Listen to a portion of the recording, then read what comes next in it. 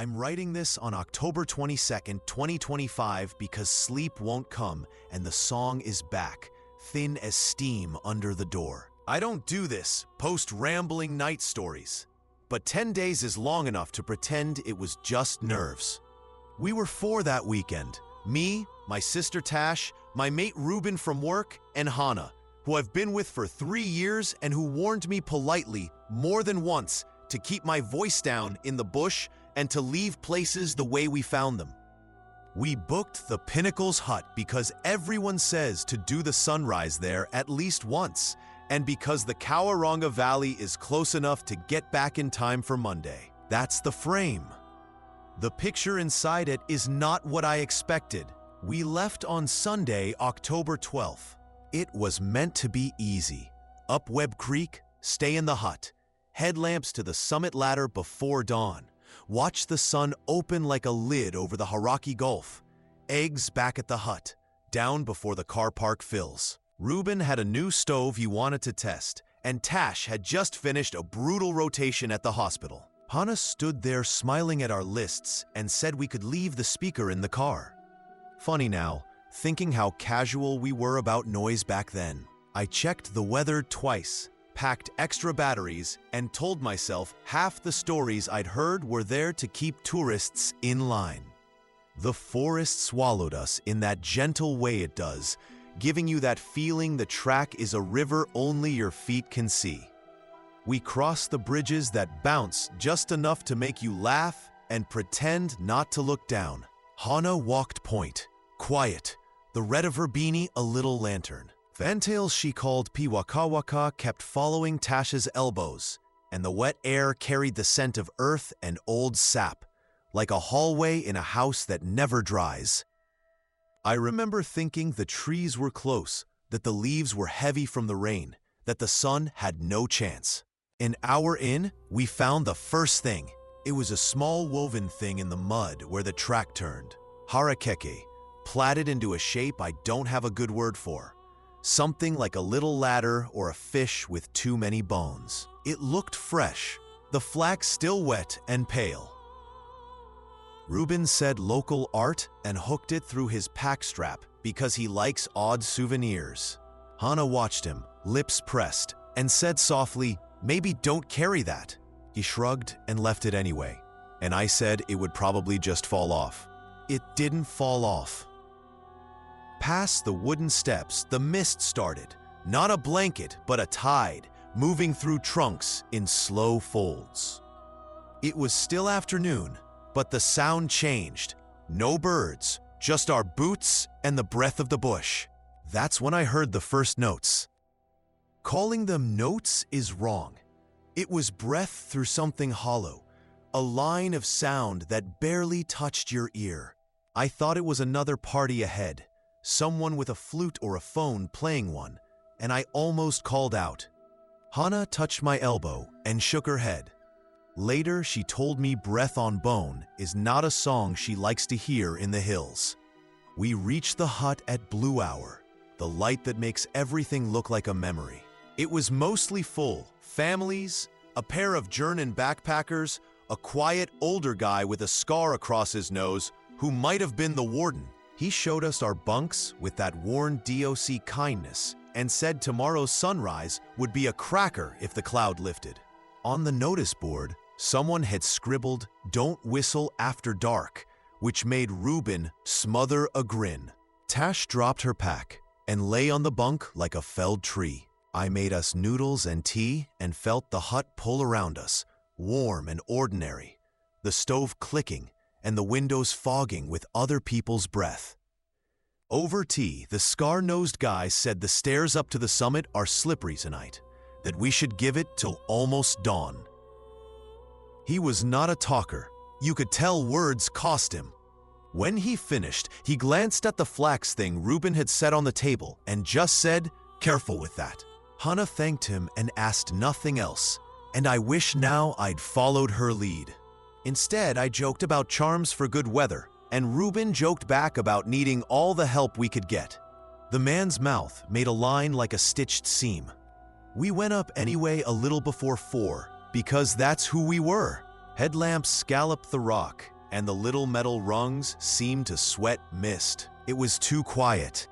The muscle of the mountains pressed its weight on us, and all of a sudden the song came again, very near now, as simple and impossible as breath over a bottle. Long, low, then a skip, then long again. That rhythm sat wrong in my jaw.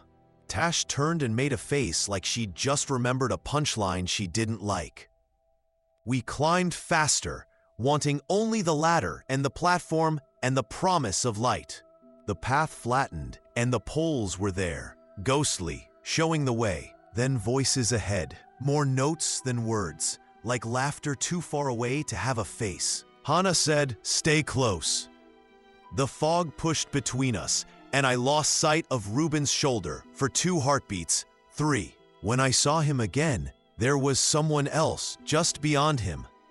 It looked like Tash, but thinner, stretched by air. She asked if we had the torch, but the voice came wrong. Exactly the sound of Tash asking if we had the torch an hour earlier. My mouth dried at the edges. The thing in the fog stepped back, and the music tugged like fishing line. We started moving again, fast, because speed feels like safety. We followed a line of track that seemed right until the ground underfoot changed texture. Not stone, not dirt, the dull, hollow thunk of wood. The beam of my lamp caught a square of rotting timber with a bolt hole, then another, like sleepers from an old tramway fully out of place on that ridge.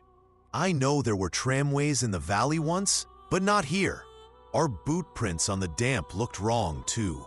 Some of them crisp, neat, others shallow and toe-heavy, as if the foot had pointed the other way. None of us said that aloud.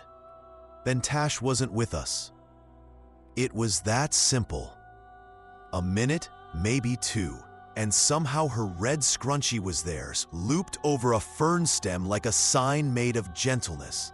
Hannah's voice got low and steady in a way I'd never heard. She said, "Don't say her name." She said, "Don't answer if it calls again." And the song did call again, now from our right, now from our left, as if the hill breathed in and out and moved the sound. My chest felt hollowed out. Reuben swallowed hard and lifted the little stove out of his pack with fingers that looked too big, his hands shaking as if he'd been out in snow. I can't tell you whose idea it was, just that we all remembered something about smoke and cooked food when the old stories walk near. Reuben lit the stove, and we crammed the billy with damp tea and a corner of a muesli bar, anything to make a mess of smell. Hannah stood with her head bowed, saying words I won't repeat here because they weren't mine, letting the names of the place anchor the air. The fog peeled back, not gone, but edged, and through it I swear I saw 5 shapes spaced, like people who had never learned to stand in a circle, their arms hanging too low, their hair the color of dried grass. The song thinned and sliced, a bone-flute sound, and then Tash was there at the edge of the light, with her eyes all pupil. She didn't remember stepping away. We didn't discuss anything. We got small. We kept our light beams low so they wouldn't stretch shadows into creatures. Hannah told us to touch the ground with our free hand now and then to make sure we were still here. The way back was not the way we'd come. I could feel it, like stepping into a room you know and finding a wall where a window should be.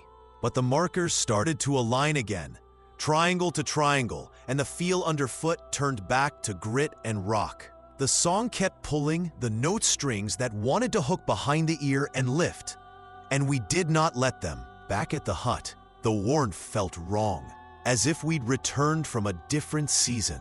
The scar-nosed man sat on the bench, staring into his hands like he'd dropped something precious there, and it had sunk into the wood. He looked up at us, then at the flax charm still hooked to Reuben's strap, and stood to lift it gently and set it on the windowsill. He didn't touch us, and he didn't say anything. We shut the door. I laid the pot lid near our boots, like a mirror without a face. The song hovered at the walls for a while, a thin saw cutting a line around the hut. Eventually, it moved uphill and the night settled. At dawn, we did climb, slower and careful, because the sky cracked open and promised light like pardon. The view was huge and clean, and the wind combed our hair backward and made us feel stupid and lucky. Tash leaned into me and said her teeth hurt, like she'd been clenching all night. Hannah smiled at nothing I could see and let out a breath that steamed in the air and left her shoulders lower. For a full minute, I believed I dreamed the rest. Then, on the patch of clay at the base of the ladder, I saw a set of prints the size of a child's bare feet, pressed deep and pointing toward the drop, and a small shape where 3 holes had stabbed the clay in a neat row, like a mouth that didn't know how to be a mouth. We went down late morning, with everyone else coming up full of chatter. None of us said a word to them that would make them turn back. I don't know if that was kindness or cowardice. On a bend past the long staircase, a new flax plait had been tied lightly to a branch, different from the one Reuben had carried. He didn't touch it. He slid the old one from the windowsill into the pocket of his blue puffer and didn't look at his hands afterward. An hour later, when we paused for water, the pocket was empty. He didn't tell me then. He told me last night. At the car, Tash laughed too loudly at something small and then cried in that way she does when her body is done holding itself together. We changed our socks and got in. While I was buckling, I noticed a smear on the back window, more like spore than dirt. The shape not hand-like enough to be a hand, with 4 long arcs like inverted commas, and a thumb mark that didn't quite know where a thumb should go. I wiped it with a tissue, and the smear darkened and disappeared as if it had never quite touched the world. For days, I pretended the world was a place that had only one layer. Work was work. The city hummed. Buses sighed their normal sighs. Then tonight, when I opened a session from a field recording job and scrubbed through to check levels, the spectrogram showed a faint ladder of sound that shouldn't have been there. A pattern in the 800 to 1000 hertz band that rose and dipped in the exact way my headlamp beam had when it hit fog. We had not recorded anything up there. This was a different job, somewhere else, and I know what coincidence is, but this was not that. When I soloed the band, the line breathed like it had a throat. I opened my photos from that night for the first time since we left. There was one Reuben took on the platform, the kind of grainy victory shot that proves you were there. We're all a little washed out by the cold. Behind us, near the edge where the DOC pole is, there is a shape I had not seen, taller than it should be if it belonged to anyone who was up there with us. It is the kind of thing you post and people circle in red and call you a liar for. It is also the kind of thing you delete. I didn't delete it. I scrolled again and my phone glitched and the image misaligned by a breath, and the tall shape moved a little closer. I went to make tea to stop my hands thinking and found something hanging from the inside of my front door. It looked like the first flax thing, but finer. Threads so thin they had to have been split with a nail. It was damp, and a small round patch darkened the mat below it, as if it had just been lifted through the door. Not slid under, not posted, lifted. I thought of the warden setting ours on the sill without touching it, like it was both a hello and a boundary. I hung the new one on a nail by the hallway mirror, because I didn't know what else to do, and because my body wanted me to keep breathing. Hannah is asleep in the bedroom, and I won't wake her for this, because I promise not to make this bigger than it is until we have to. On the balcony, the mist is low. The streetlight holds a steady yellow, and there is no music I can hear with my ears now that I am out here. Only a nervous electric buzz from somewhere in the street. Still, every part of me has learned what a drawn breath through a small bone sounds like, and I can feel it forming a question I cannot answer. We were asked up there. We answered, accidentally, by being loud and curious and alive. I'm posting this because someone else will go up soon and do what we did and think it's only a sky show. Maybe for them it'll be. Maybe they'll see a clean sunrise and come down with nothing but photos and knees whining. I don't know how these things choose.